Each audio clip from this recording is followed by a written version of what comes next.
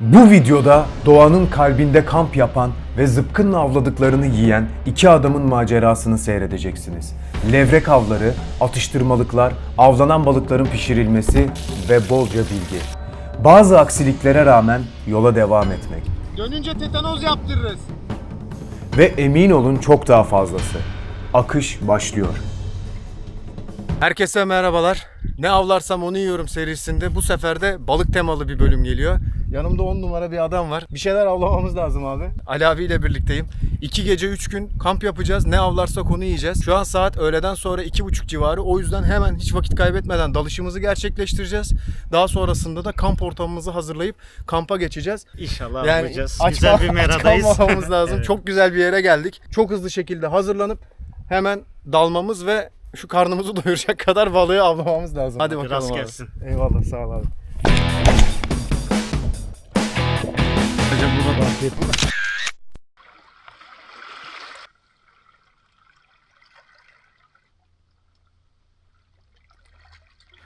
Bir önceki avda 75'lik zıpkın tercih etmiştim ve uzak mesafe atışlarda kaçan balıklar olmuştu. O yüzden bu sefer 110'luk ahşap zıpkınımla suya giriyorum. Dalışın başında hemen güzel gölgesi olan net bir kaya görüyorum ve akıntıya doğru agoşonumu yapmak üzere kayanın dibine bir midye gibi veya bir deniz kestanesi gibi hemen yapışıyorum ve beklemeye başlıyorum. Akıntı gördüğünüz gibi oldukça yoğun.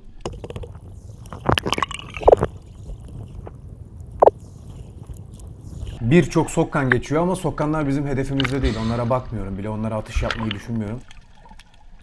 Bu şekilde agoşonlar boş geçiyor. Akşama aç kalacağız derken bir anda sislerin ardından Ali abi beliriyor ve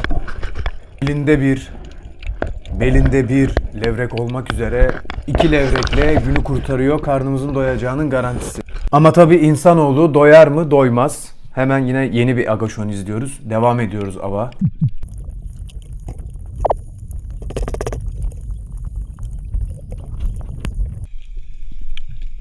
Ama nedense benim agoşonlar boş geçerken Ali abi gidip gelip denizi topluyor. Her geldiğinde başka bir balık var zıpkının ucunda. Bir başka agoşon suyun ne kadar bulanık olduğuna dikkat edin. Bunun sebebi yoğun yağışların ardından sel sularının denize karışması. Bu mera normalde çok berrak ve güzel görüntüler veren bir mera. Özellikle tercih etmiştim. Ama bu dalışta istediğim görüntüleri alamadım. Buraya tekrar dalıp buranın güzelliğini daha sonra size göstereceğim. Şimdi ise sualtı avcılığında bu literatürde eşine az rastlanır. Mükemmel bir olay size izleteceğim. Olay saçmalıklar silsilesi olarak gelişiyor ama günün sonunda o pandominanın içerisinden belimizde 4 kilo levrekle çıkıyoruz. Hadi o zaman seyredelim. İyi boy levrekleri görüyorum. Kalabalık olduklarının farkındayım ve çekim yapmak istiyorum. Farkında değilim ama badimde solumdan balıkları fark etmiş.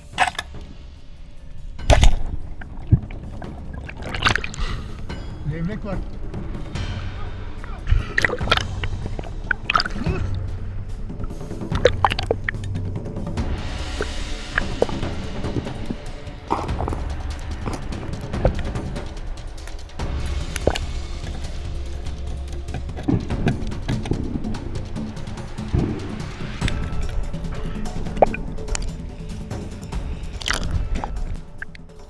Kafamdaki kamera suyun üzerine çıktığı için ne yazık ki görüntüleri net alamıyorum. Fakat birinci balık burada vuruluyor. Her şey çok saçma çünkü kamera suyun dışında ikinci balık da vuruluyor. Ama sonuca bakacağız.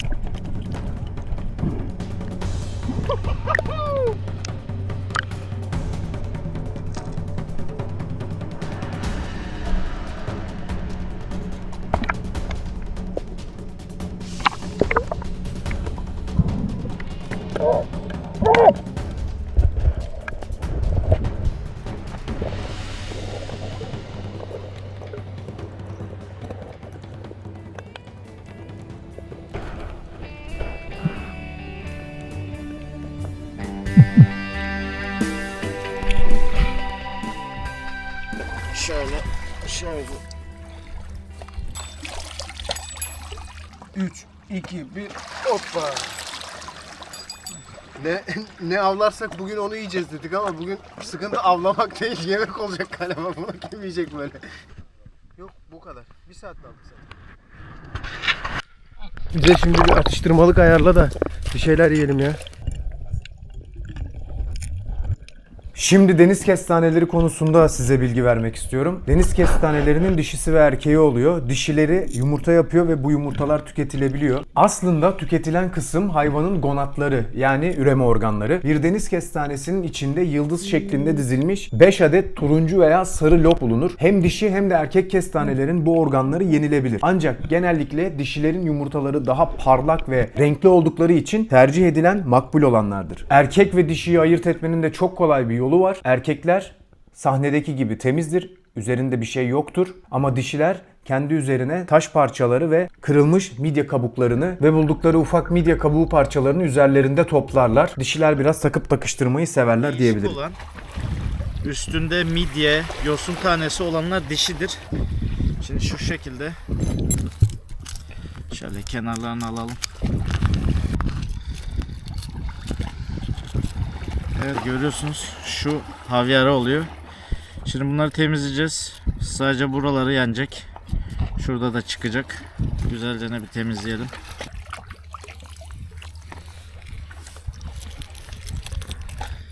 Onumuzu keselim.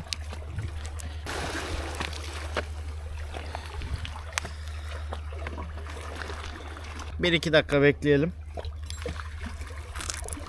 Limondaki asit onu pişiriyor. Pişiriyor. 1-2 dakika içinde. Bu Bu şekilde. fast food oluyor değil mi? Bu biraz daha şimdi salmaya başlamış havyarını. Bu tabi en yenecek boyutta bu. Bunu da limonlayalım. Bu tabi daha biraz daha olmuş şekli. Hocam be az bir şey su koyabilirim bana bunun içine.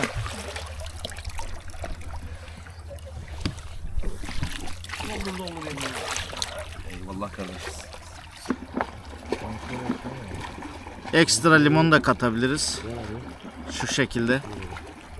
Şöyle. Hadi afiyet olsun. Muhteşem bir tadı var. Çok güzel. Rahatsız edici bir şey değil. Limonu sıktığınızda zaten içindeki bakteriler şeyler ölüyor. Limon öldürüyor bunu. Limon alabilir miyim? Tabii ki hemen limonunuzu da sıkalım. Eyvallah. Bu güzel oldu. Şöyle afiyet olsun. Yani afiyet olsun. Yani denizden hazır şekilde kısa bir protein molası. takviyesi. Aynen. 10 numara oldu.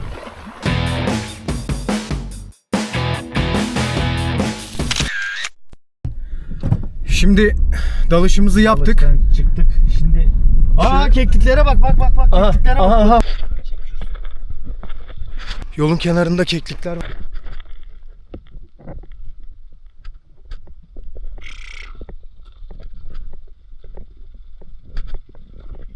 Keklikler. Vallahi bugün de doğa hakikaten bize bonkör davranıyor abi. Her şeyi görüyoruz. Balığımız, kekliğimiz, gece de tavşanı görürüz. Aynen. Kampımızı yapacağımız yere doğru ufak ufak devam ediyoruz. Bir kamp yeri bulduk. Yavaş yavaş kamp yerine doğru arabayı sokmaya çalışacağım. Mekanımız. Buraya çadır kuruyoruz.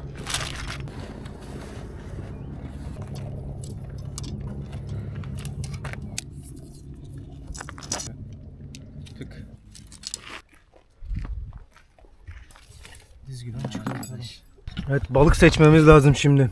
Şimdi balıklardan birkaçını yiyeceğiz ama Vallahi 3 tane yeriz herhalde. yani büyük olan çok gelir ya. Bu 3 kilo var bu balık. Bunu bitiremeyiz yani.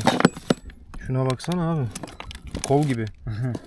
Diğerlerinden yiyelim. Tamam. Şöyle. O güzel. Bir Bu kiloluk. Aynen. İspendik İyi, o yeter o. Yeter mi? Bence yeter. 1,5 kilo balık oldu.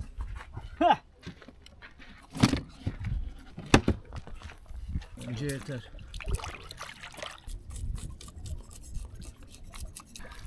Balığın ciğeri aslında yenir ama bugün yemeyelim, balığımız bol. Şöyle içini açıyoruz. Balıklar yesin onu da. Şey yapabiliriz mesela, ortadan kesip boyuna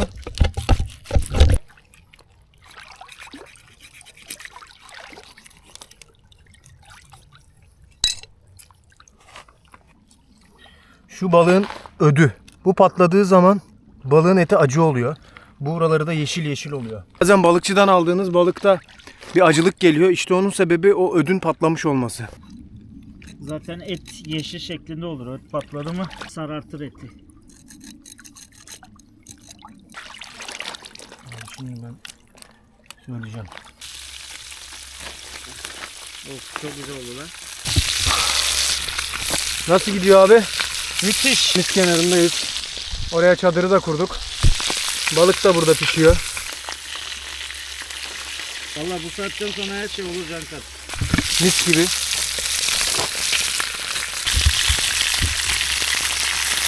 Şimdi bunun biraz yapışmasının sebebi taze olduğundan dolayı bir de un kullanmadık.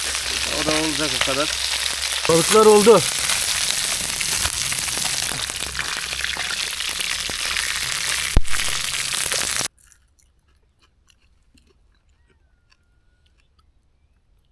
Aslında balığa limon sıkmam ama taze balık çok yumuşak olduğu için Manzaramız bu.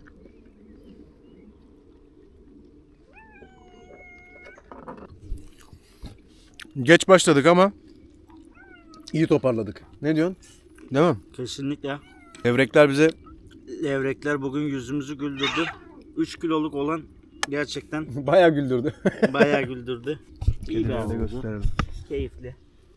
Bunlar da buranın dilencileri. Sen az yiyorsun be, hadi ye. Biliyorum ya.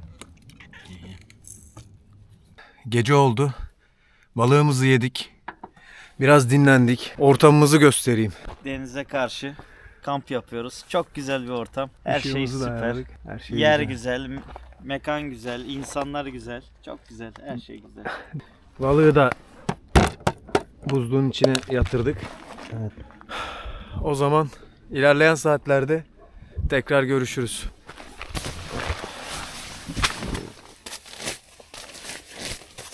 Pratik bir şekilde altına normal şişme bir yatağa çift kat yapıp serdim.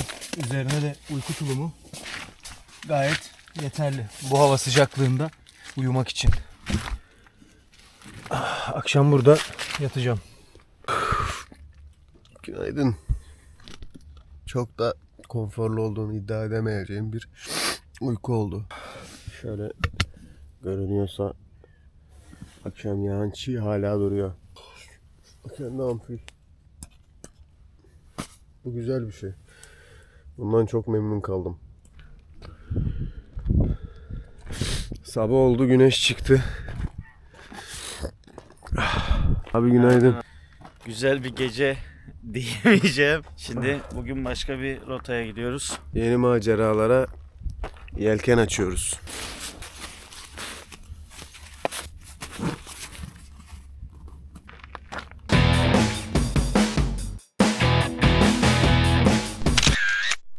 Çok pis bir yere geldik.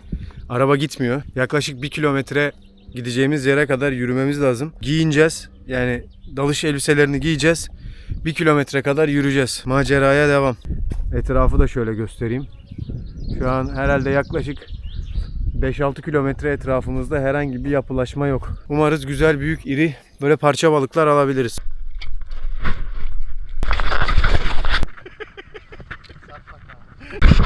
Saçma sapan bir şey oldu. Şuna bak. Çivi. Ya kardeşim bunu sen niye böyle dikine diyeceğim de bunu buraya bırakmamışlar. Bu denizden gelmiş. Çivi ayağıma battı. Vallahi buraya kadar yürüdük. Bulma şansım yok. Buyur. Devam devam. Buradan sonra dönmek yok. Dönünce tetanoz yaptırırız.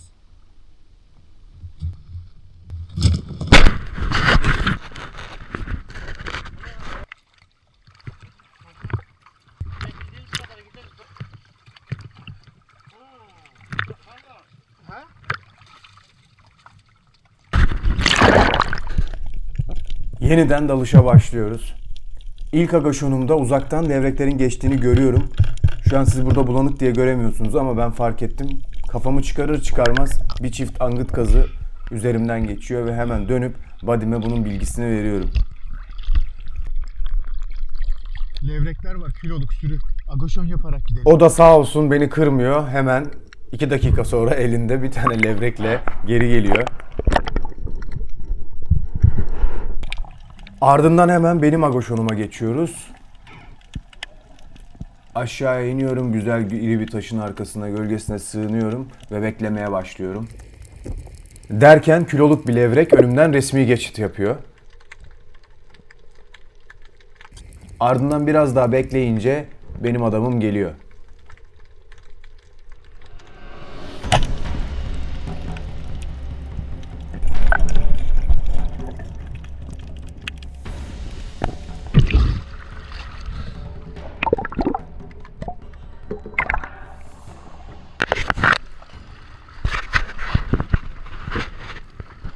Kilosu var. Önümden de çıkma çıktı.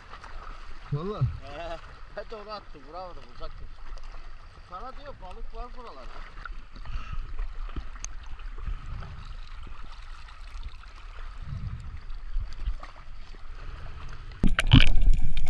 Vakit kaybetmeden tekrar az önce levrekleri gördüğüm yöne doğru kayrak bir taşın üstünde agoşona yatıyorum. Kafamı olabildiğince aşağıya bastırıyorum ve beklemeye başlıyorum. Bu arada çılgın bir levrek sağımdan 30 santim sağımdan gelmiş beni seyretmeye başlamış.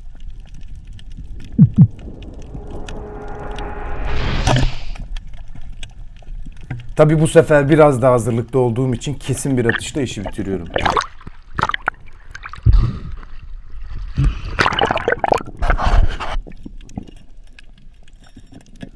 Balığı hemen hızlıca dizgiye takıp tekrar agoşona yatmak için seri hareketlerle ama sessiz bir şekilde işimi bitiriyorum. Yine tekrar agoşona iniyorum. Güzel bir yer buluyorum. Tam taşın arkasına tutunabileceğim bir yer de var.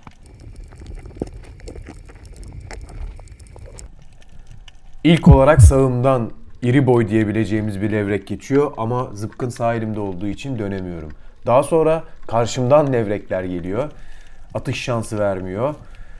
İkinci kez şansımı deniyorum. İyice artık burada arkama döndüm. Ve 2 levrek orada yalnız kötü bir atış ıskalıyorum. Hemen bir sonraki agoşona geçelim. Tekrar iniyorum. Kendime güzel saklanabileceğim bir taş buldum yine. Arkasına yattım.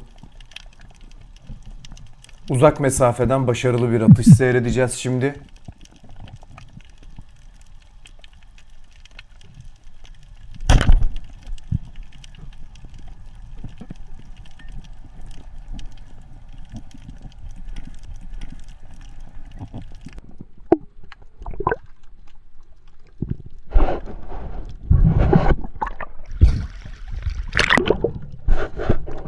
Hemen başka bir agoşon.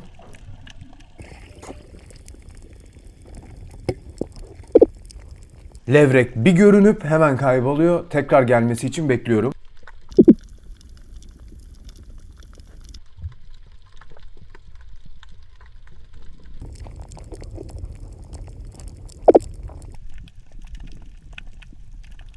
Maalesef bu dalıştan bulanıklığın içine atış yapamadan çıkmak zorunda kalıyorum. Bazen de böyle oluyor.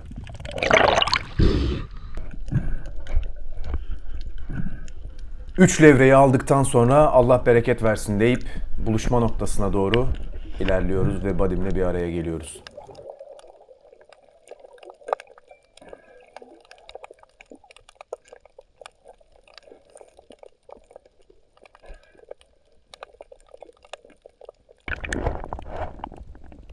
İşte erkek levreğin son derece besleyici sütü.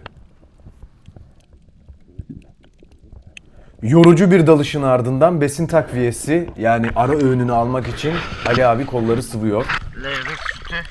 Şimdi içeceğiz bunu. Şöyle biraz sağlam. Sağlam. Şöyle.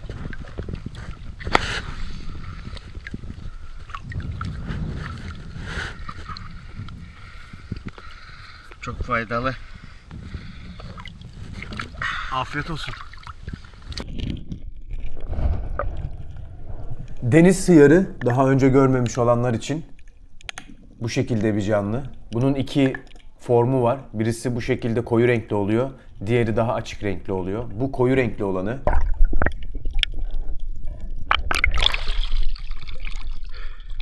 İşte deniz yeri. Bu siyah olan tipi. Koyu renk oluyor. Şöyle çocuklara gösterelim. Burada da bir tane var.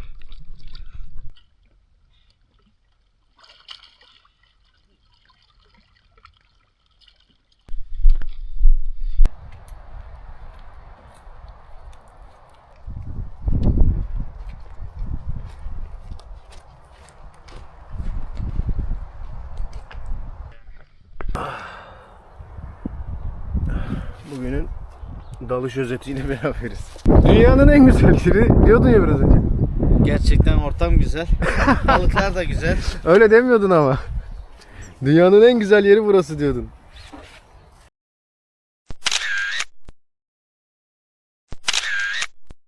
Normalde 2 gece 3 gün kalacaktık ama tahmin ettiğimizden çok balık vurduğumuz için buzluğun içi de balık dolu. Dünkü büyük levrek de var. Bir gün daha kalırsak eğer balığı bozacağız. Onun için kampı bugün artık sonlandırıyoruz. Şöyle. Yani her yerimiz balık maşallah. Aynen. Yani bir kova balık. Daha bunlar da girecek içine. O kadar emek verdik. Hayvanlar da can verdi sonuçta. Günah. O yüzden Yani 10 kilo kadar balık var. aynen. Biz bu balığı ne yiyebiliriz ne tüketebiliriz. Hiçbir şey yapamayız. Dün de yedik. Biz memnun kaldık. Çok keyif aldık. Sen ne diyorsun abi? Çok güzeldi. Yani balıklar da güzel. Avyardan yeni çıkmış erkek balık. Önemli olan doğada olmak zaten. O şekilde. Herkese esenlikler.